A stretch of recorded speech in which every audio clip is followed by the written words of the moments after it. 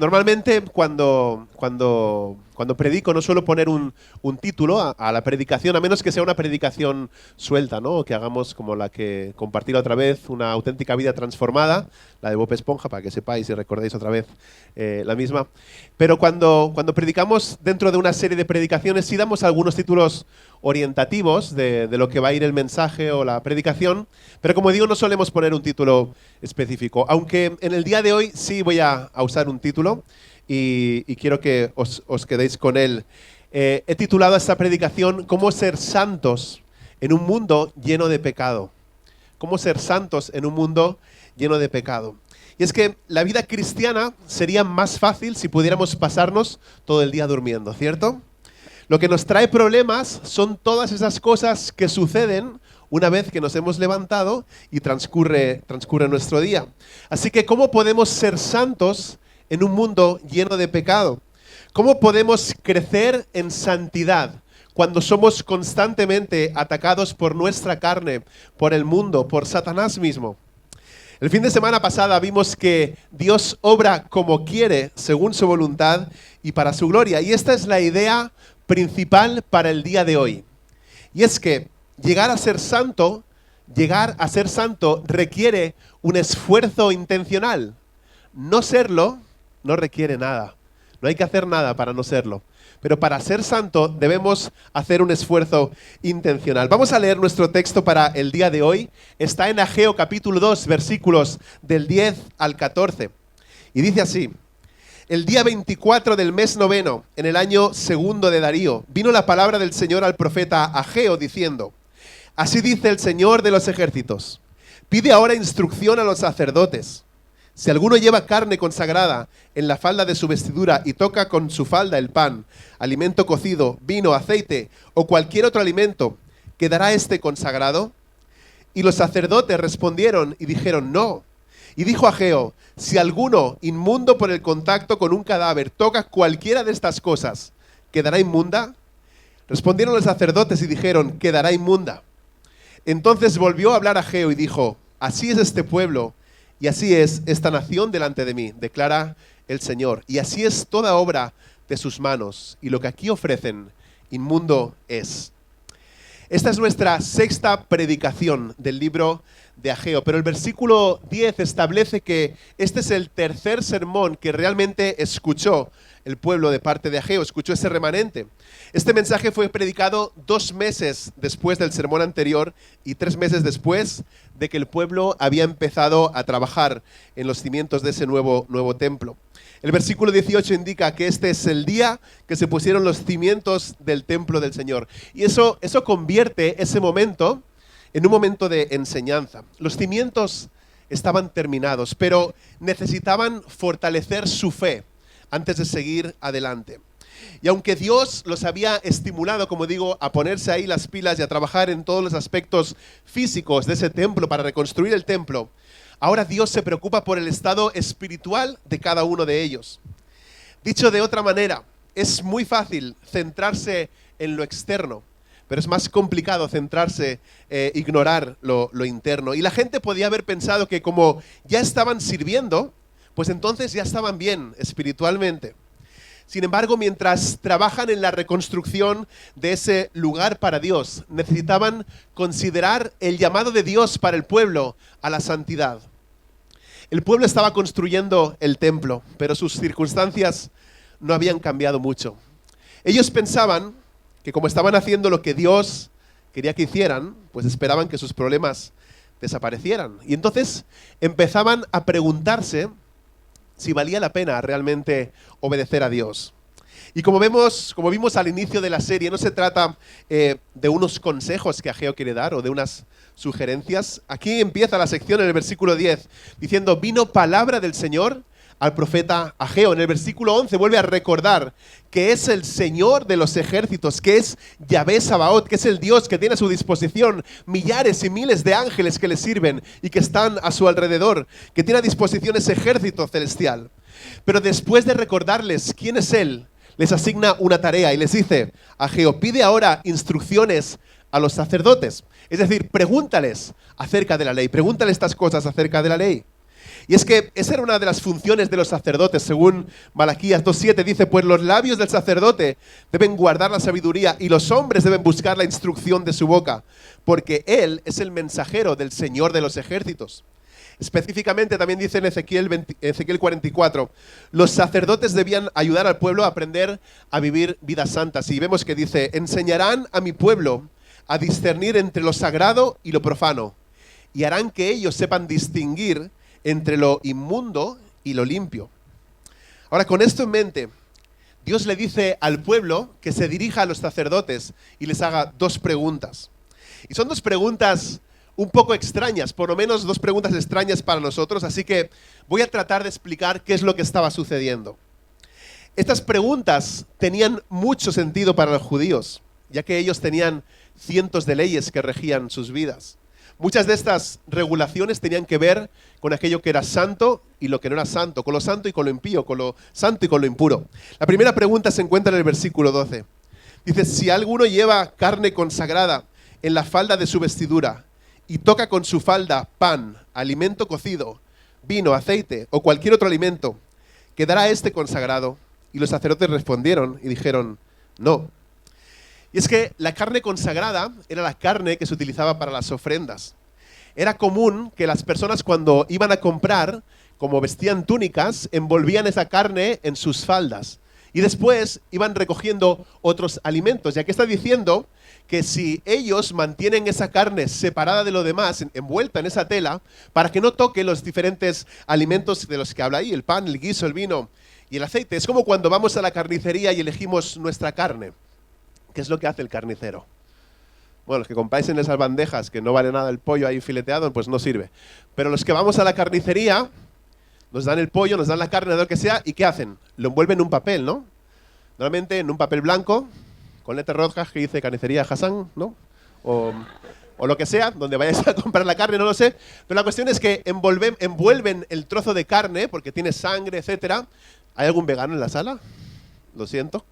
Pero destila sangre, ¿verdad? Entonces, no queremos que esa carne, esa sangre de esa carne toque los demás alimentos, ¿no? Entonces, cada una de esa carne que nosotros elegimos en la carnicería se envuelve en esos paquetes, en ese papel blanco, galleta de Hassan, y se pone en esa bolsa y nos la llevamos para casa sin ningún problema. Nosotros lo hacemos por razones de higiene, pero para la cultura judía tenía que ver con la santidad. La segunda pregunta se encuentra en el versículo 13. Dice, si alguno inmundo por el contacto con un cadáver toca cualquiera de estas cosas, ¿quedará inmunda? Esto se enseña en muchos pasajes, pero solo os voy a compartir uno en Números 19. Dice, el que toque el cadáver de una persona quedará inmundo por 7 días. Y es que Dios está utilizando estas dos preguntas para ayudarles a ver el engaño del pecado y la omnipresencia de la perversidad. Este es el punto. Andar con una persona que es santa no te hace santo, pero andar con una persona que es impía sí te convierte en un impío. Imagínate que, imagínate, o a lo mejor te ha pasado de verdad. Imagínate que tienes en tu nevera 1 litro de leche ahí en el fondo, guardado desde Semana Santa, ¿vale? Y estamos ahora en agosto. Y resulta que en ese litro de leche, pues queda 1/4 más o menos del litro de leche, y tú sacas ese litro de leche del fondo de la nevera, ¿y cómo está ese litro de leche desde Semana Santa? Está ahí cuajado, con grumos, etcétera, ¿no? Ya se ve desde fuera si el bote es transparente, y lo abres y lo destapas, y el olor... Ayer mi hija vomitó en el coche, cuando íbamos de camino a la excursión, así que las que venían en el coche, pues el olor no te lo tienes que imaginar porque lo oliste ayer, ¿vale? Pero... huele así como a yogur rancio, algo podrido, algo que está ahí, pero te queda 1/4 de esa leche que está podrida y que está llena de grumos y asquerosa. Pero se te ocurre una brillante idea. Y es que como acabas de ir al supermercado a comprar más leche, para arreglar esa leche que está podrida, destapas 1 litro de leche de la nueva y le rellenas la otra leche que está podrida. ¿Sí? ¿Funciona de esa manera? No funciona de esa manera, ¿no? Porque lo bueno no puede convertir lo malo en bueno, pero lo malo puede convertir lo bueno en malo. Y escuché esta historia que me pareció muy graciosa. Y es que 2 chicas adolescentes querían ir a ver una película y le dijeron a su padre qué película era. y cuando su padre investigó la sinopsis y de qué iba la película, vio que era una película muy larga, pero que contenía algunas escenas de sexo bastante fuerte y era bastante inmoral, ¿no? Así que las chicas le preguntaron a su papá si podían ir a ver la película y él les dijo que no. Y entonces el argumento de las chicas era, pero papá, la película es muy larga, dura 2 horas y algo, y las escenas esas de sexo y todo eso que tú dices solamente duran unos minutos. Y el padre le dijo, no vais a ir a ver esa película. Así que las 2 chicas adolescentes se tiraron ahí en el sofá de su casa y pues decepcionadas, ¿no? Porque no pueden ir a ver la película, pero al cabo de un rato empezaron a escuchar, a oler cómo venía un olor a chocolate de la cocina. Y es que su padre había cocinado unos brownies. ¿Sabéis qué son unos brownies? Esos pastelitos de chocolate, ¿sí? Pues había hecho unos brownies el papá y ellas lo olieron. Y apareció el padre con esa bandeja y con esos brownies tan increíbles, ¿no? Y les dijo, coged uno de estos brownies. Y las chicas cogieron los brownies cada una en sus manos y les dijo, os quiero decir algo antes de que los comáis. Dijo, estos brownies están hechos con harina ecológica de primera calidad, están hechos con el mejor chocolate que podamos encontrar, están hechos con el mejor aceite virgen extra utilizado para hacer estos brownies, he utilizado el mejor aroma de vainilla para darle más sabor a estos brownies, pero tienen un ingrediente secreto. Y entonces las 2 chicas dijeron, bueno, ¿cuál es ese ingrediente secreto? Y el padre dijo, no, comedlo, no pasa nada, le he puesto muy poquito de ese ingrediente secreto, comed tranquilamente. Pero las chicas seguían insistiendo que cuál era el ingrediente secreto. Así que el padre les dijo, el ingrediente secreto es un poco de excremento ecológico que he encontrado en el patio de atrás de nuestra casa. Entonces las chicas soltaron de golpe esos brownies y dijeron, papá, ¿cómo has podido hacer algo tan asqueroso? Y el padre, en ese momento, aprovechando para la enseñanza y ese inolvidable momento, les dijo, por eso no os dejo ver esa película. No toleráis un ingrediente asqueroso en los brownies, así que ¿por qué vais a tolerar un poco de inmoralidad en esa película? Tremendo, ¿no? Después de hacer esas 2 preguntas y escuchar las respuestas, Dios hace una importante aplicación en el versículo 14. Dice, así es este pueblo y así es esta nación delante de mí, declara el Señor. Y así es toda obra de sus manos. Y lo que aquí ofrecen, inmundo es. Hay por lo menos 3 verdades que nos señala ese texto. Y es que el pecado lleva a una relación rota. Fijaos en esto que hemos compartido otras veces. Les dice, este pueblo, y dice, esta nación. Ya no está diciendo mi pueblo, no está diciendo mi nación, porque no están actuando como el pueblo de Dios. Dice, este pueblo y esta nación. La otra verdad es que un solo pecado puede conducir a una avalancha tremenda de desobediencia. Fijaos que dice que afectó a toda obra de sus manos, no solo algo de lo que hacían, dice a toda obra de sus manos. El pecado se extiende más fácilmente que la santificación. Y es que unos pocos actos dignos no iban a compensar el descuido que ellos tenían por parte de Dios, ni la negativa a honrarlo con una vida santa, como ellos debían hacer, pues habían contaminado todo lo demás que hicieron.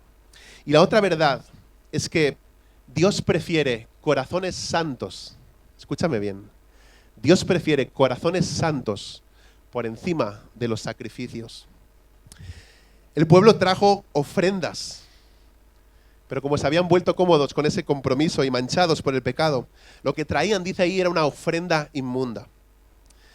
Así que nuestros pecados pueden mantenernos alejados de las bendiciones de Dios, incluso si le estamos sirviendo. Incluso si le estamos sirviendo. Nuestros pecados pueden mantenernos alejados de las bendiciones de Dios, incluso si estamos sumergidos en el servicio a Él. Hace unos años predicamos una serie sobre Malaquías y me acordé de este pasaje en Malaquías 1:10.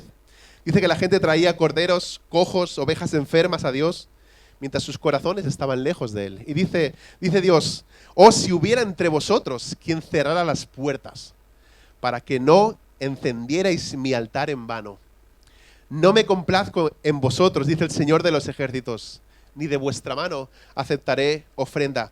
Y es que Dios anhela nuestra obediencia más que algo material que nosotros podamos ofrecer o podamos darle. Hace unos años leí este libro que encontré en la biblioteca de mi padre. Se llama el renacer de la santidad. Y dice, debemos atender el llamado a la santidad personal o sufrir terribles consecuencias. Y quiero leeros un párrafo pequeñito que está en la página 29. Dice, hablando de la santidad, resumiendo, por tanto, pareciera que la santidad cristiana es el compendio de una serie de cosas. Tiene aspectos tanto internos como externos. La santidad implica al mismo tiempo acción y motivación, conducta y carácter, gracia divina y esfuerzo humano, obediencia y creatividad, sumisión e iniciativa, consagración a Dios y dedicación a la gente, autodisciplina y altruismo, justicia y amor. Es cuestión de guardar la ley guiados por el Espíritu, un caminar o rumbo de vida espiritual que manifiesta el fruto del Espíritu Santo, es decir, la semejanza con Cristo en actitud y disposición. Se trata de imitar la forma de comportarse de Jesús, confiando en Él para ser liberados del ensimismamiento carnal y discernir las necesidades y posibilidades espirituales. Es un asunto de rectitud paciente y perseverante, de ponernos al lado de Dios contra el pecado en nuestras vidas y en la de los demás, de adorar al Señor en el Espíritu mientras le servimos en el mundo, y de concentrarnos tenaz, sincera, libre y gozosamente en el negocio de agradar a Dios. Se trata de la forma, y por así decirlo, del sabor distintivo de una vida apartada para Dios, que está siendo renovada interiormente por su poder. La santidad es, por tanto, la demostración de esa fe que obra por el amor. Algo completamente sobrenatural, en el sentido que Dios lo efectúa misericordiosamente en nuestro interior, y enteramente natural, puesto que se trata de nuestra propia y verdadera humanidad, perdida a causa del pecado, mal entendida por la ignorancia y por prestar demasiado oído a la cultura actual, pero ahora en proceso de restauración mediante la energía reorientadora y reintegradora de la nueva creación en Cristo gracias al Espíritu Santo. Oswald Chambers llamaba al don divino de la santidad nuestro brillante patrimonio, y termina diciendo, la expresión está muy bien escogida, brillante, reluciente, precioso, glorioso. Brillante es la palabra adecuada. Lo que entiendo es que con demasiada frecuencia decimos, he perdido la batalla contra el pecado, o por este o por otro pecado, he sido derrotado por este pecado. ¿No os encontráis en esa situación? Por lo menos en lo que nos toca trabajar a Dulce y a mí en la iglesia, es una expresión que escuchamos bastante. Este pecado me tiene derrotado. O este pecado me ha derrotado, no he tenido victoria en esto. Pero no creo que estemos derrotados o que seamos derrotados por ese pecado. Creo que simplemente somos desobedientes a la palabra de Dios. Creo que sería bueno que dejáramos de usar las palabras victoria o derrota para describir nuestro progreso en la santidad. Cuando decimos que estamos derrotados por algún pecado, a lo mejor inconscientemente estamos eludiendo o pasando por alto nuestra responsabilidad. Estoy diciendo, cuando digo que el pecado me ha derrotado, estoy diciendo que algo desde fuera me ha derrotado, me ha vencido. Pero cuando digo que soy desobediente, la responsabilidad del pecado entonces recae directamente sobre mí. Y puede ser que estemos derrotados, pero la razón por la que estamos derrotados es porque hemos elegido desobedecer. Esa es la verdad. También dice en Oseas que Dios prefiere que le conozcamos a Él en lugar de ofrendas quemadas en el altar. Amigos, Dios quiere nuestro corazón, porque si Él tiene nuestro corazón por completo, entonces tendrá cada una de las partes de nuestra vida. Hay un proverbio 4:23, dice, sobre toda cosa guardada. Yo lo conozco en la versión de la Reina Valera, que es la que utilizaba hace muchos años. Y Máximo compartió esta predicación hace 6 años cuando estábamos en el local antiguo. Ya no te acuerdas, ya lo sé, pero no, son cosas de la edad. Pero predicaste ese proverbio 4:23. Dice, sobre toda cosa guardada, guarda tu corazón, porque de él mana la vida. Sobre toda cosa guardada, guarda tu corazón, porque de él mana la vida. La santidad empieza en el corazón. La santidad empieza en nuestro corazón. Todos los actos rituales, todo lo externo nunca es suficiente, porque para Dios todo tiene que ver con la relación que surge al reverenciarlo a Él, al tenerlo a Él en primer lugar. Y a menudo pensamos, mira todas las cosas que hago por ti, Dios. Hago montones de cosas por ti. Es fácil pensar que la actividad religiosa nos hace aceptables delante de Dios, pero Dios mira el corazón. Así que le está diciendo a su pueblo, no basta con construir el templo. Hay algo más que tenéis que hacer. Fuisteis llamados a construir la santidad en vuestras vidas. Cuando en estos días he estado pensando en la compra y la remodelación de un posible local o nuevas instalaciones, pienso que también Dios nos compró a nosotros y nos está remodelando todavía en este proceso de nuestra vida de fe, de la santidad. Y alguien me hizo esta observación acerca de las iglesias evangélicas. Me dijo, Pablo, hace años se hacía mucho hincapié en las normas del comportamiento cristiano. Y aunque a veces esto se desviaba en las cuestiones del legalismo, parece que los creyentes eran conscientes o expectantes respecto a una vida santa. Dice, hoy en día la balanza se ha inclinado hacia el otro lado. Ahora, la mayoría de los creyentes piensan en la gracia como 007, licencia para pecar, pensando que pueden hacer lo que ellos quieran. Y podemos mencionar dos extremos en cuanto a la santidad, ¿no? Uno describe a aquellos que ya han llegado espiritualmente. Estos son los que me caen peor. Porque esto lleva al orgullo y lleva al autoengaño. De verdad que me cae mal, ¿eh? Cuando hablo con personas que, no sé, parecen como aquel joven rico que se acerca a Jesús. Todo eso yo lo he guardado desde mi juventud. Cuando empiezas a buscar, a indagar, mira, es que creo que deberías enfocarte en esto o hacer esto. No, eso ya lo hago. No, y mira, reconsidera esto. No, eso ya lo he pensado ya hace tiempo. No, y escucha esta tal predicación. No, si esa predicación me la sé de memoria. No, pero mira, lo que dice aquí en este salmo. Ese salmo es mi favorito. Ya. Ostras, tío. ya han llegado, ¿no? Ya no se puede decir nada positivo que me caen mal. El otro extremo incluye a los que se dan por vencidos, que esto me caen peor todavía. En lugar de buscar una vida santa, pues viven desobedientes porque como dicen, como no puedo cumplirlo, como no puedo llegar, pues me da igual todo. Esto es peor todavía, porque por lo menos los otros mienten porque dicen que han llegado, pero estos ni siquiera intentan mentir para conseguir algo. Os quiero compartir un artículo de un pastor que me ha encantado y tiene que ver con lo que estoy compartiendo ahora. Dice, me preocupa cada vez más que los jóvenes evangélicos no se tomen en serio el llamado de la Biblia a la santidad personal. Estamos demasiado en paz con la mundanalidad en nuestros hogares, demasiado a gusto por el pecado en nuestras vidas, demasiado contentos con la inmadurez espiritual en nuestras iglesias. La misión de Dios en el mundo es salvar a un pueblo y santificar a su pueblo. Cristo amó a la iglesia y se entregó a sí mismo por ella para santificarla, a fin de presentársela a sí mismo una iglesia gloriosa que no tuviese mancha ni arruga, ni cosa semejante, sino que fuese santa y sin mancha.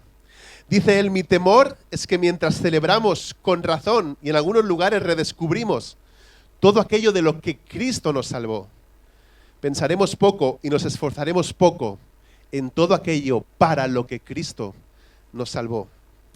Y es que la búsqueda de la santidad no ocupa en nuestros corazones el lugar que debería. Y hay varias razones que explican el relativo descuido de la santidad personal, y he resumido lo que él dice en este artículo. Una dice, en el pasado era demasiado común equiparar o comparar la santidad con abstenerse de algunas prácticas tabú como beber, fumar, bailar, hacerse tatuajes, etc. En una generación anterior, la piedad significaba no hacer estas cosas. Las generaciones más jóvenes tienen poca paciencia para ese tipo de normas. O bien no están de acuerdo con las normas, o bien piensan que ya las tienen cubiertas, así que no hay mucho de lo que preocuparse. La segunda cosa relacionada con la primera razón está el miedo a que la pasión por la santidad te convierta en una especie de extraño vestigio de una época pasada. En cuanto se habla de malas palabras, o de películas, o de música, o de modestia, o de pureza sexual, o de autocontrol, o simplemente de piedad, la gente se pone nerviosa de que les llamen legalistas. Vivimos en una cultura de lo cool, y ser cool, ser guay, significa diferenciarse de los demás. Eso a menudo ha significado empujar los límites con el lenguaje, con el entretenimiento, con el alcohol, con la moda. Por supuesto, la santidad es mucho más que estas cosas, pero en un esfuerzo por estar a la moda, muchos cristianos han pensado que la santidad no tiene nada que ver con estas cosas. Han abrazado voluntariamente la libertad cristiana, pero no han buscado seriamente la virtud cristiana. Una búsqueda radical de la santidad es a menudo sospechosa, porque cualquier conversación sobre comportamientos correctos e incorrectos parece enjuiciadora e intolerante. Si hemos de ser sin mancha ni defecto, es necesario que distingamos entre qué tipo de actitudes, acciones y hábitos son puros y cuáles son impuros. Y ese tipo de clasificación te mete en problemas con la policía del pluralismo. A veces existe, último punto que él comparte, a veces existe la noción errónea de que si estamos verdaderamente centrados en el Evangelio, no hablaremos de reglas o imperativos ni exhortaremos a los cristianos al esfuerzo moral. No cabe duda de que hay una gran cantidad de enseñanzas moralistas, pero a veces nos vamos al otro extremo y actuamos como si la Biblia no debiera aconsejar nuestra moral en absoluto. Concluye diciendo, hemos tenido miedo de palabras como diligencia, esfuerzo y obediencia. Hemos restado importancia a los versículos que nos llaman a trabajar en nuestra salvación con temor y temblor. O nos ordenan limpiarnos de toda contaminación de cuerpo y espíritu. O nos advierten contra cualquier indicio de inmoralidad entre los santos. Bueno, me parece revelador, ¿no?, que hoy en día se pueda encontrar a muchos jóvenes realmente entusiasmados con la justicia y con el servicio a sus comunidades, pero ¿dónde están los cristianos conocidos por su celo en cuanto a la santidad? ¿Dónde están esos cristianos? ¿Dónde estamos? ¿Dónde está la pasión correspondiente por honrar a Cristo con una obediencia semejante a la que Él tenía hacia Dios? Necesitamos más líderes en nuestras ciudades, en nuestras iglesias, en los seminarios, que digan como el apóstol Pablo, fijaos bien en cómo andáis, fijaos bien en la manera en la que andáis. Hay muchos versículos en el Nuevo Testamento que nos ordenan de una manera u otra a ser santos. ¿Por qué? Como Dios es santo. Sed santos como yo soy santo, dice el Señor.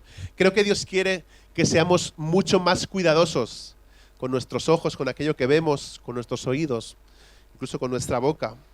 No es pietismo, no es legalismo, no es fundamentalismo. Es tomarse en serio la santidad. Y el camino es el camino de todos aquellos que han sido llamados a una vocación santa por un Dios que también es santo. Y creo que nuestro reto es vivir en libertad sin caer en ninguna de esas posturas, ya sea el legalismo o ya sea la licencia para pecar. El legalismo puede definirse como una adhesión estricta a la ley. Específicamente en lo que se refiere a la fe, un legalista es uno que cree que al hacer cosas o al dejar de hacerlas, tiene ganado el favor de Dios. El legalismo enfatiza las reglas sin relación, enfatiza las normas sin un salvador, las leyes más que el amor. A menudo se caracteriza por un juicio sin gozo. El legalismo es el intento humano de obtener la salvación o probar nuestra espiritualidad por las cosas que hacemos externas, como digo, una lista de cosas de hacer y de no hacer, al final religiosos.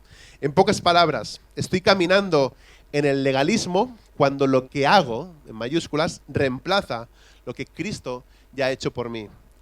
Muchos cristianos huyen de las peligrosas garras del legalismo y caen entonces en la zanja de la licencia para pecar.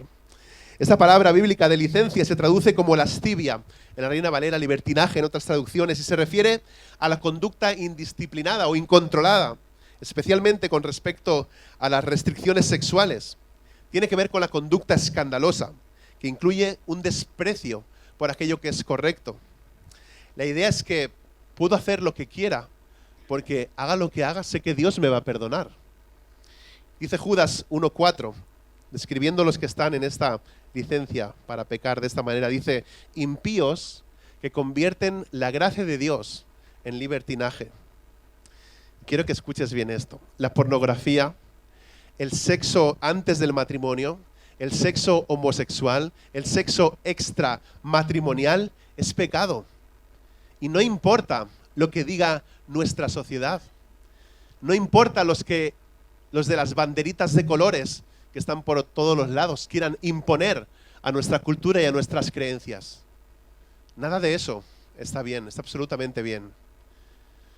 No sé cómo está yendo este movimiento ahora en Hollywood, porque no he estado leyendo las noticias estos últimos días, pero os digo una cosa, hace muchos años Stan Hankins, un amigo nuestro de Hawái, que por cierto su esposa trabaja en el departamento de bomberos y en estos días han tenido muchos problemas porque está media isla incendiada. Stan Hankins, que él, si Dios quiere, vendrá en abril del año que viene para estar con nosotros, él me dijo hace unos 10 años más o menos, presta mucha atención a Hollywood, Pablo. Todo lo que veas en Hollywood pasa después a la sociedad. Y me dijo, en este momento, hace 10 años, dice, hay una película que se está rodando en la que un hombre mantiene relaciones, un hombre adulto de unos 50 años, con una chica que tiene 16 o 17 pero aparenta 12. Dice, están introduciendo ya o normalizando la pedofilia o pederastia a través de esas películas. Y fijaos, 10 años después, ¿dónde hemos terminado? Con el Sounds of Freedom, Sonido de Libertad, Mel Gibson, Eduardo Verástegui, todo ese movimiento que está habiendo en muchos países en contra de Hollywood y todo esto que está sucediendo. Por eso os digo, prestemos atención a las cosas que suceden a nuestro alrededor. Como digo, no importa lo que diga nuestra cultura, ni tampoco importa lo que diga nuestro corazón, o lo que sienta nuestro corazón. Ahora, he hablado del legalismo y de la licencia, pero la libertad, cuando reconocemos que no se trata de lo que hacemos o dejamos de hacer, sino de lo que Cristo ya ha hecho por nosotros, comprendemos nuestra libertad para obedecer a Dios en amor. ¿Se entiende? ¿Sí? Lo vuelvo a repetir. Cuando reconocemos que no se trata de lo que hacemos o dejamos de hacer, sino de lo que Cristo ya ha hecho, comprendemos nuestra libertad para obedecer al Señor por amor a Él. Dice primera de Juan 5:3, porque este es el amor de Dios, que guardemos sus mandamientos, y sus mandamientos no son gravosos, es decir, no nos pesan. Cristo nos ha liberado para que seamos fieles a Él, como se afirma en Romanos 8, porque la ley del Espíritu de vida en Cristo Jesús te ha libertado de la ley del pecado y de la muerte. Es decir, somos libres para no pecar. Y podemos decirlo así, el legalismo es la fe en mis obras. La licencia es la fe sin obras. La libertad es la fe que resulta en obras. Y puede que muchos de nosotros pensemos que la santidad es agradable, pero tal vez no es necesaria. Que la obediencia es opcional de alguna manera. Pero esto es lo que Dios dice al respecto en Levítico 19. Seréis santos, porque yo, vuestro Dios, soy santo. Y este pasaje lo cita Pedro también cuando predica. Dice, sino que así como aquel que os llamó es santo, así también sed vosotros santos en toda vuestra manera de vivir, porque escrito está, sed santos como yo soy santo. La búsqueda de la santidad debe guiar mi moral y mi ética. La santidad se trata de someterme y apartar mi vida para Dios y sus propósitos. La santidad es la idea de ser distinto, apartado de lo común o de lo que es ordinario. Y aunque ciertamente hay un aspecto individual, esto se desarrolla plenamente en la comunidad. Por eso quiero deciros que es muy importante la comunidad cristiana. No solamente la reunión del domingo, de los martes, la comunidad cristiana. ¿Sabéis lo que es la comunidad cristiana? Somos aquellas personas que formamos la iglesia de Cristo en Vic.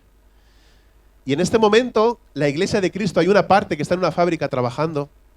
La iglesia de Cristo en este momento está también en un restaurante. La iglesia de Cristo está en un almacén. La iglesia de Cristo está de vacaciones. Pero ahí está, esa es la comunidad de los fieles y la comunidad de los santos. Por eso cuando algunos me dicen, yo puedo vivir mi fe en solitario o por lo individual, mi respuesta siempre es la misma. Puedes intentarlo, pero no lo vas a lograr. Porque la fe plena se desarrolla en comunidad. La santidad se desarrolla en comunidad. Porque ser santo con el hermano que es como tú y con el cual no tienes ningún problema, es fácil, ¿no? Pero ser santo con el hermano que te cae mal, si no estás con él en la congregación, pues es complicado. ¿Te cae mal algún hermano de la congregación? ¿Puedes levantar tu mano? Sí, veo tu mano ahí al fondo. Aquí. Sí, gracias. ¿Sabes? Sin relaciones, voy a resumirlo de otra manera. Sin relaciones no hay santidad. ¿Mejor? Por eso es importante que nuestra familia de la fe se caracterice también por una vida santa. La Biblia dice que la búsqueda de la santidad implica evitar ciertas actividades y abrazar otras. La moralidad es realmente importante. El cristiano debe tener una ética bíblica. Los 10 mandamientos son mandamientos, no son sugerencias. Si no diría las 10 sugerencias, pero dice los 10 mandamientos. Así que es algo que debemos obedecer. Esto me recuerda que hace unos, no sé cuánto tiempo ya, me pasa con el máximo, se me olvidan las cosas. Tenemos en nuestro perdona Máximo, tenemos en nuestro canal de YouTube, tenemos las predicaciones del año pasado y del anterior, en la que estuvimos predicando acerca de los 10 mandamientos, así que si queréis podéis ir ahí a revisarlo. Pero creo que todo esto nos lleva a plantearnos algunas preguntas. Y es, ¿hay alguna parte de mi vida que yo no haya apartado? Es decir, ¿hay alguna parte de tu vida que no sea santa? ¿Hay alguna parte que no sea santificada, que no sea puesta para Dios, que no sea apartada para Dios? ¿En qué áreas de mi vida he estado excusando el pecado? ¿En qué áreas de mi vida he estado excusando la rebelión en mi comportamiento? Creo que debemos darle importancia a nuestras transgresiones y enfrentarnos drásticamente a nuestros pecados. Porque llegar a ser santo requiere un esfuerzo intencional, pero no serlo no requiere ningún esfuerzo. Segunda de Corintios 7:1 nos llama a ser proactivos, a ser activos, no pasivos. Dice, por tanto, amados, teniendo estas promesas, limpiémonos de toda inmundicia de la carne y del espíritu, perfeccionando la santidad en el temor de Dios.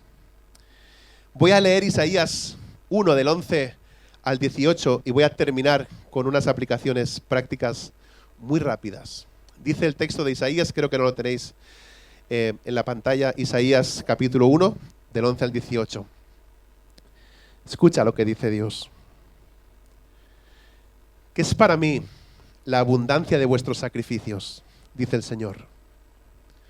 Harto estoy de holocaustos de carneros y de sebo de ganado encebado, y la sangre de novillos, corderos y machos cabríos no me complace. Cuando venís a presentaros delante de mí, ¿quién demanda esto de vosotros? De que pisoteéis mis atrios. No traigáis más vuestras vanas ofrendas. El incienso me es abominación. Vuestras lunas nuevas y vuestras fiestas señaladas las aborrece mi alma. Se han vuelto una carga para mí. Estoy cansado de soportarlas. Y cuando extendáis vuestras manos, esconderé mis ojos de vosotros. Sí, aunque multipliquéis las oraciones, no escucharé. Vuestras manos están llenas de sangre. Es bastante heavy, ¿no? Pero escucha la solución que hay para este comportamiento pecaminoso. Dice, lavaos, limpiaos, quitad la maldad de vuestras obras de delante de mis ojos. Cesad de hacer el mal, aprended a hacer el bien, buscad la justicia, reprended al opresor, defended al huérfano, abogad por la viuda. Venid ahora y razonemos, dice el Señor, aunque vuestros pecados sean como la grana, como la nieve serán emblanquecidos. Aunque sean rojos como el carmesí, como blanca lana quedarán. Así que, ¿qué podemos hacer después de escuchar lo que hemos escuchado en el día de hoy? Quiero dejaros con 6 cosas súper prácticas. Si solamente te quedas con una de ellas, pues perfecto. La primera de ellas es practicar la confesión regular de nuestros pecados. Por si alguien no se había dado cuenta, yo no soy un cura, ni soy un sacerdote, ni soy un leví, ni la gente me trae a mí los diezmos, ni voy por aquí flotando en santidad por esta sala. Creo que muchos ya me conocéis. Soy el pastor de la iglesia. Eso quiere decir que Dios me ha dado un don que posiblemente alguno de los que estáis aquí también tenéis, que es el don de pastorear. Creo que me lo ha dado. Son 6 años que llevamos aquí, pues algo hemos aprendido en estos últimos tiempos. Pero creo que el Señor me ha dado ese don de pastorear, como digo, pero eso no me hace diferente a ti en santidad. Mis oraciones no son mejores que las tuyas. Los pecados que te digo que tienes que confesar regularmente, no me los tienes que contar a mí, mucho menos a mi esposa.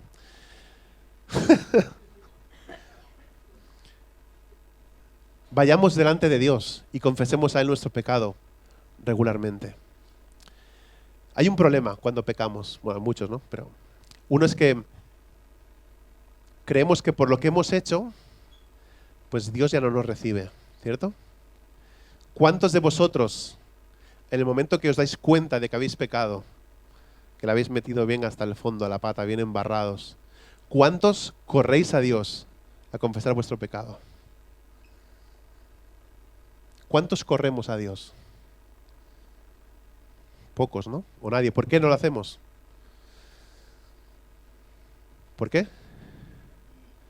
Por temor, por vergüenza, porque sabemos lo que hemos hecho, ¿no? Porque pensamos que Dios en ese momento nos está mirando enfadados. Enfadado. En ese momento Dios tiene esos ojos de fuego ahí que nos atraviesa, ¿no? Que dan un kameame a todos.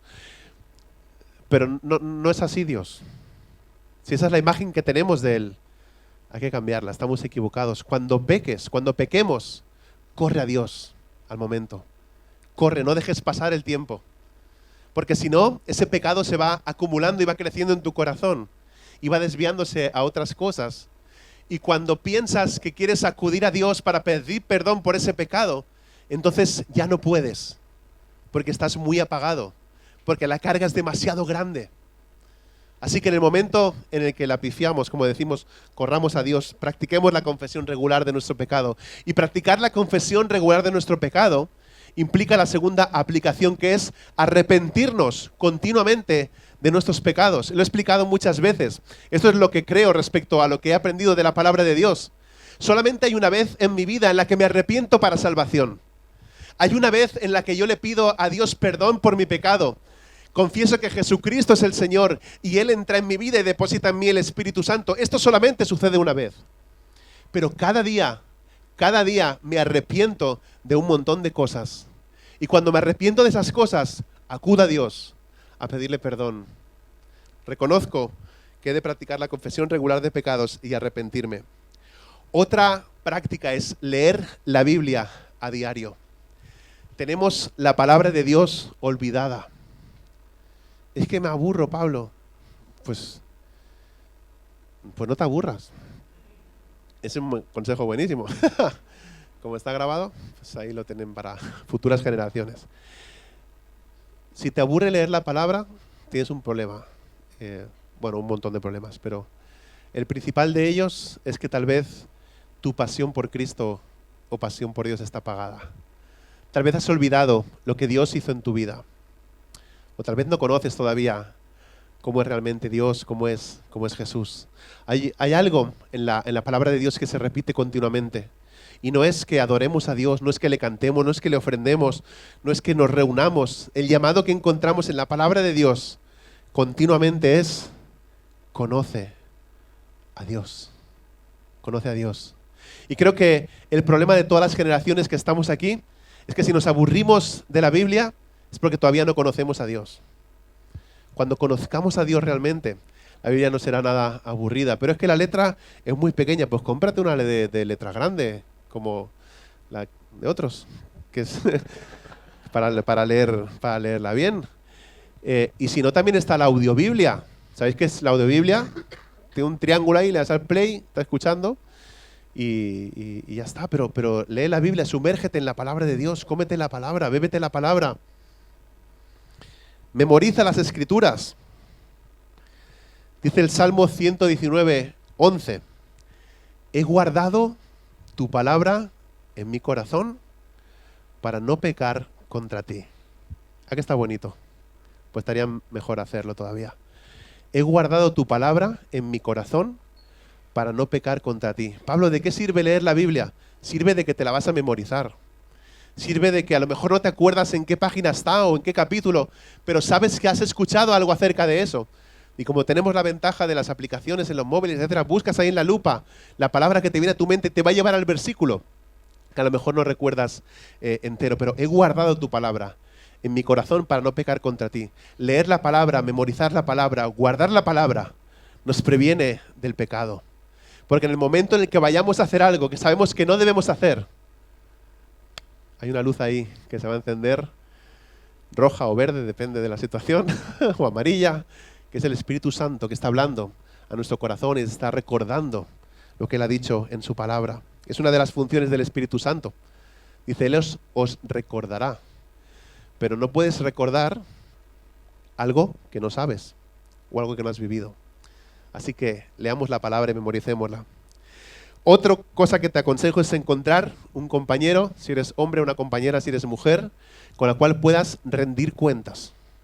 ¿Qué significa esto, rendir cuentas? No significa, como lo que os decía antes del sacerdote o del cura, voy allí y le suelto todos mis problemas al Kevin y el Kevin me dice, pues reza 3 Ave Marías y te vas y traes. No, un compañero para rendir cuentas es, Kevin, me pasa esto, tío, ¿me puedes ayudar? Mira lo que me ha sucedido esta semana.